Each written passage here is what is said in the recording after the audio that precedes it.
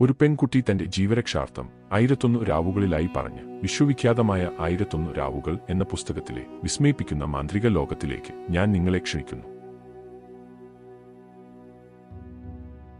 ശരീരവേദന അസഹ്യമായ രീതിയിൽ തോന്നിയെങ്കിലും രാജാവ് വിയർക്കുന്നതുവരെ വൈദ്യർ പറഞ്ഞതുപോലെ ചെയ്തു. അത്ഭുതം! തന്റെ ശരീരത്തിന് പുതിയൊരു ഉന്മേഷം ലഭിച്ചതുപോലെ. ചികിത്സ ഫലം കണ്ടു. രാജാവും പരിവാരങ്ങളും അതൊരു ആഘോഷമാക്കി. വൈദ്യർ വിലപിടിപ്പുള്ള സമ്മാനങ്ങൾ കൊണ്ട് നിരവധി തവണ ആദരിക്കപ്പെട്ടു. എന്നാൽ ഇതൊന്നും ഇഷ്ടപ്പെടാത്ത ഒരാൾ കൊട്ടാരത്തിലുണ്ടായിരുന്നു. അയാൾക്ക് വൈദ്യരോട് ശക്തമായ വെറുപ്പും ദേഷ്യവും തോന്നി. ഇയാൾ തനിക്ക് അപകടമാണ്, എന്തെങ്കിലും ചെയ്യണം. അയാൾ വളരെ വിഷാദഭാവത്തിൽ രാജാവിന്റെ അടുത്തെത്തി. മഹാരാജാവേ, അങ്ങ് നീണാൾ വാഴട്ടെ. അങ്ങയുടെ അസുഖം ഭേദമായതിൽ വളരെ സന്തോഷം തോന്നി. എങ്കിലും അടിയനൊരു കാര്യം ഉണർത്തിച്ചില്ലെങ്കിൽ അത് മഹാരാജാവിനോട് ചെയ്യുന്ന ദ്രോഹമായാലോ എന്ന് കരുതി ഇനിയും പറയാതിരിക്കാൻ വയ്യ. മഹാരാജാവ് ഒരു ശത്രുവിനാണോ ഇത്രയധികം സമ്മാനങ്ങൾ കൊടുത്ത് ആദരിക്കുന്നത് എന്നൊരു സംശയം. തിരുമനസ്സേ, അയാൾ എവിടുത്തുകാരനാണെന്ന് നമുക്കറിയില്ല. ഒരു അന്യദേശക്കാരനായ ചാരനായിക്കൂടെ? പല നാടുകളിൽ നിന്നായി പലരും ചികിത്സിക്കാൻ വന്നിട്ടും മാറാത്ത അസുഖം ഇത്ര നിസ്സാരമായി മാറ്റിയവൻ ഒരു മന്ത്രജാലക്കാരനായിക്കൂടെ? മഹാരാജാവ് നിഷേധിക്കുന്ന മട്ടിൽ തലയാട്ടി.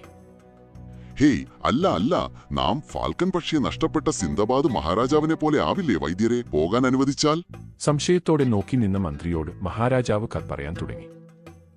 പണ്ടൊരിക്കൽ ഫാർസ് ഭരിച്ചിരുന്ന സിന്ദബാദ് എന്നൊരു മഹാരാജാവിന് ഒരു വേട്ടക്കാരനായ ഫാൽക്കൺ പക്ഷിയുണ്ടായിരുന്നു. രാജാവ് വേട്ടയ്ക്ക് പോകുമ്പോൾ കൂടെ ഫാൽക്കനും ഉണ്ടാകും. ഫാൽക്കൺ പറന്നുയർന്നു ഇരയെ കണ്ണിൽ കുത്തി താഴെയിടും. മഹാരാജാവ് പിന്നിൽ നിന്നും അമ്പെയ്ത് വീഴ്ത്തും. അതായിരുന്നു പതിവ്. ഒരിക്കൽ വേട്ടയ്ക്കിറങ്ങിയ മഹാരാജാവ് ഏറെ ദൂരം യാത്ര ചെയ്ത് കലശലായ ദാഹം തോന്നി. പലയിടത്തും വെള്ളത്തിനായി തിരഞ്ഞു. കുറെ സമയം കഴിഞ്ഞു എവിടെ നിന്നോ വെള്ളം ഉറ്റി വീഴുന്ന ശബ്ദം കേട്ട് ആ ദിക്കിലേക്ക് നടന്നു. ഒരു വലിയ പാറക്കെട്ടിൽ നിന്നും വെള്ളം താഴേക്ക് വീണു. മഹാരാജാവ് ആർത്തിയോടെ അതിൽ നിന്നും വെള്ളമെടുത്ത് കുടിക്കാനൊരുങ്ങി. എന്നാൽ ഫാൽക്കൺ പക്ഷി പറന്നു വന്നു അത് തട്ടിയിട്ടു. രാജാവിന് ദേഷ്യം വന്നു. അദ്ദേഹം വീണ്ടും വെള്ളമെടുത്തു കുടിക്കാനൊരുങ്ങി. എന്നാൽ ഫാൽക്കൺ തടഞ്ഞുകൊണ്ടിരുന്നു. അടക്കാനാവാത്ത ദേഷ്യത്തോടെ മഹാരാജാവ് അതിനെ തലക്കടിച്ചു വീഴ്ത്തി ചിറകുകൾ അരിഞ്ഞു. ഒരു പിടിച്ചിലോടെ അത് നിശ്ചലമായി. അപ്പോഴാണ് രാജാവ് തന്റെ കൃത്യത്തെക്കുറിച്ച് ബോധവാനായത്. ഫാൽക്കൺ തന്നെ തടഞ്ഞതിന്റെ കാരണം അറിയാൻ വെള്ളത്തിന്റെ ഉറവ് കണ്ടെത്താൻ അദ്ദേഹം നിശ്ചയിച്ചു. ആ പാറക്കെട്ടിൽ കയറി നോക്കിയപ്പോൾ അദ്ദേഹം ഞെട്ടി. ആ വെള്ളത്തിൽ ഉരുഗ്രവിഷമുള്ള പാമ്പ് വിഷം കലർത്തുന്നുണ്ടായിരുന്നു. തന്റെ ജീവൻ രക്ഷിക്കാൻ ശ്രമിച്ച വിശ്വസ്തനായ തോഴനെ കൊന്നതിൽ രാജാവ് പിന്നീടുള്ള കാലം അതിയായി ദുഃഖിച്ചു.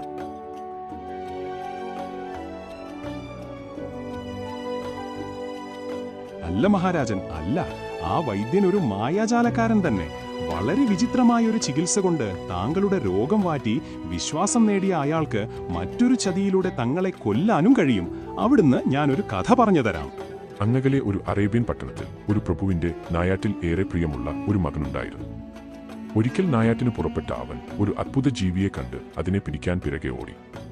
എന്നാൽ കുറെ ദൂരം താണ്ടി അവന് വന്ന വഴി മറന്നു ഒരു കാട്ടിലകപ്പെട്ടു. വലിയ മരങ്ങളുടെ ശിഖരങ്ങൾ കൊണ്ട് സൂര്യപ്രകാശം ഭൂമിയിൽ പതിക്കാത്ത ആ ഘോരവനത്തിലേക്ക് ആളുകളെ വഴി തെറ്റിച്ചു കൊണ്ടുവരുന്നത് ഒരു യക്ഷിയായിരുന്നു. അവൾ ഒരു മരത്തിന്റെ പിറകിൽ നിന്നും അവന്റെ മുന്നിൽ പ്രത്യക്ഷനായി. കുറച്ചുനേരം തന്റെ വീട്ടിൽ വിശ്രമിക്കാമെന്ന് പറഞ്ഞു അവൾ അവനെ വശീകരിച്ചു കൂട്ടിക്കൊണ്ടുപോയി. എന്നാൽ ഇടിഞ്ഞു പൊളിഞ്ഞ ഒരു ഗോപുരത്തിലേക്കാണ് അവൾ അവനെ കൊണ്ടുപോയത്. അവിടെ എത്തിയ ഉടൻ ഒരു ഭീകരരൂപിണിയായി അവൾ ആക്രമിക്കാനൊരുങ്ങി.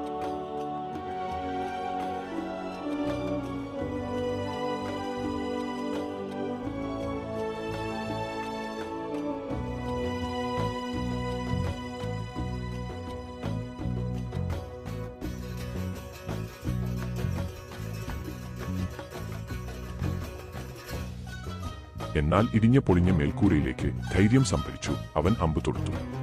ഇരച്ചിറങ്ങിയ സൂര്യപ്രകാശം തട്ടി അവൾ നിലവിളിച്ചുകൊണ്ട് മറഞ്ഞു. അപ്പോൾ അവൾ മായാജാലത്തിൽ ഉണ്ടാക്കിയ ആ കാടും മറഞ്ഞു.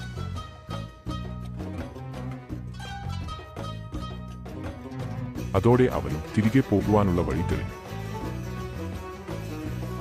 അതുപോലെ മഹാരാജൻ ഇന്നലെ കയറി വന്ന ഒരാളെ അമിതമായി വിശ്വസിക്കുന്നു. അത് ഞാൻ ഭയക്കുന്നു. മന്ത്രിയുടെ വിഷം കലർന്ന വാക്കുകൾ മഹാരാജാവിനെ അസ്വസ്ഥനാക്കി. ഉടൻ മഹാരാജാവ് സഭ വിളിച്ചുകൂട്ടി വൈദ്യനെ ചോദ്യം ചെയ്യാൻ ഉത്തരവിട്ടു. ആ പാവം മനുഷ്യൻ പറഞ്ഞതൊന്നും അവർ ചെവിക്കൊണ്ടില്ല.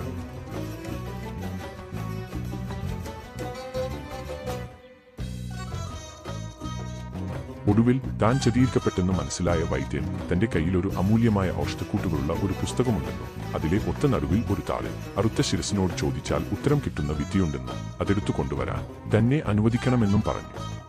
മഹാരാജാവ് അത് സമ്മതിച്ചു. അദ്ദേഹം അതെടുത്തു കൊണ്ടുവന്നു മഹാരാജാവിന് സമർപ്പിച്ചു. അധികം താമസിയാതെ തന്നെ വൈദ്യന്റെ വധശിക്ഷ നടപ്പിലാക്കി.